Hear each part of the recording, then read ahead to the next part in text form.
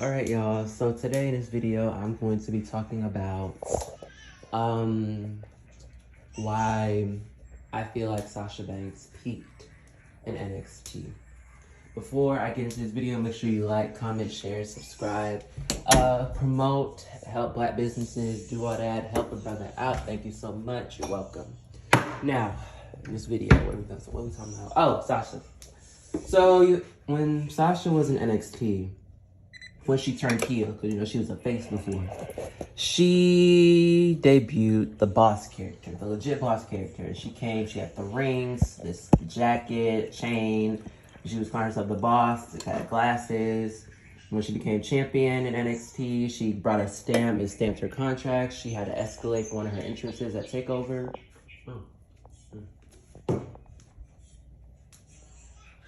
Excuse me. But yeah, all that, right? When she got caught up to the main roster, it's like the Sasha that we once knew in NXT slowly started to deteriorate and deteriorate and deteriorate and deteriorate and deteriorate and deteriorate and deteriorate to the point where the legit boss became a legit nickname and, dare I say, a legit aesthetic.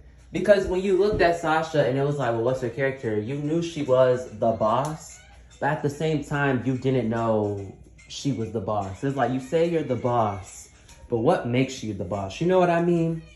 The only thing that Sasha really had that evolved about her on the main roster was her gears. Her wrestling, of course, her in-ring wrestling in the ring evolved tremendously.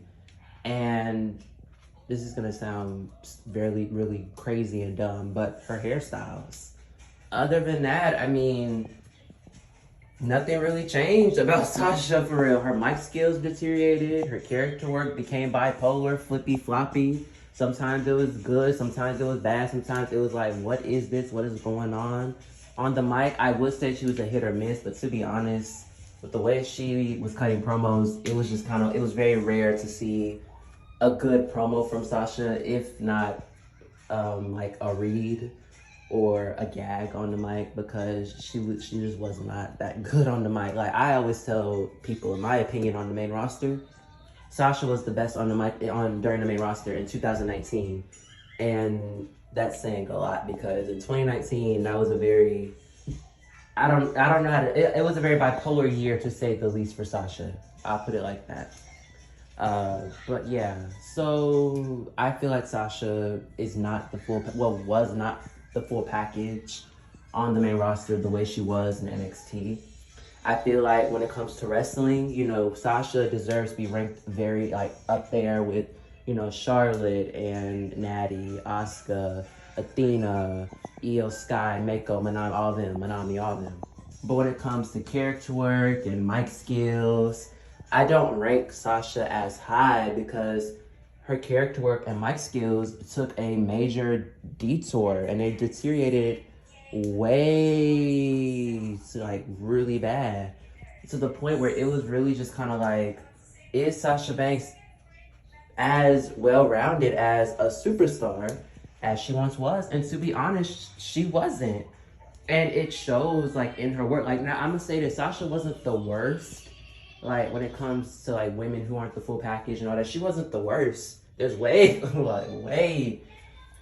worse women when it comes to not being the full package.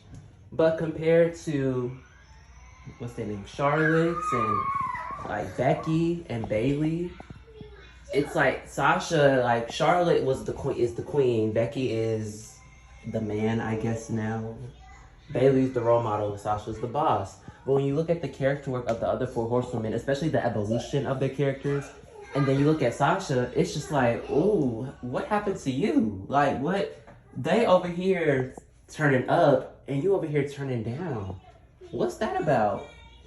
What's going on? Especially Becky and Bailey. If you remember, ooh, character and mic skills were not their strongest, strengths when it came to being a good superstar. But to see their character work and mic skills now, and then seeing how Sasha was on the main roster, it's ooh, you fell off hard. That was you back in the day, and look at you now. That's how it was. And it's sad to say, but that's how it happened. And it could be booking because Becky always had, you know, y'all know how to WWE. Ooh, they love her. They love them some Becky. You know, Bailey. She's always been a fan favorite of them as well. I mean, the Horse Girls are all loved by WWE, but we all know favoritism exists. And then Sasha's half black, and then the other like Bailey's Hispanic, Charlotte and Becky fully white. So y'all know how that goes. Maybe that was why. But regardless, Sasha, like on the main roster, the boss that we knew in NXT was not present on the main roster. And if she was present, you would see small fragments of what the boss once was. So, you know, hopefully with the Mercedes Moné run going so far, we see more and more development with the CEO character because right now, it's not that much of a change in terms of character. In my opinion, the only thing that really changed is literally her nickname from the boss to the CEO. Her mic skills, I don't really think are like, if we're talking main roster, then yeah, I think they're better, but that's not saying a lot because they still, the only difference is that she sounds more confident when she talks on the mic, and I understand, like, you know, having confidence with talking, I get that. But there's nothing really else that's really different. Her delivery's more cleaner, and you know she's more confident when speaking, but it's not really like she's on the level of Charlotte, Alexa, Becky, you know, people like them when it comes to Zelina Vega on the mic. As far as her character, I mean, anyway, that's my video. I hope you guys enjoyed it. Like, comment, share, subscribe, and y'all have a great night.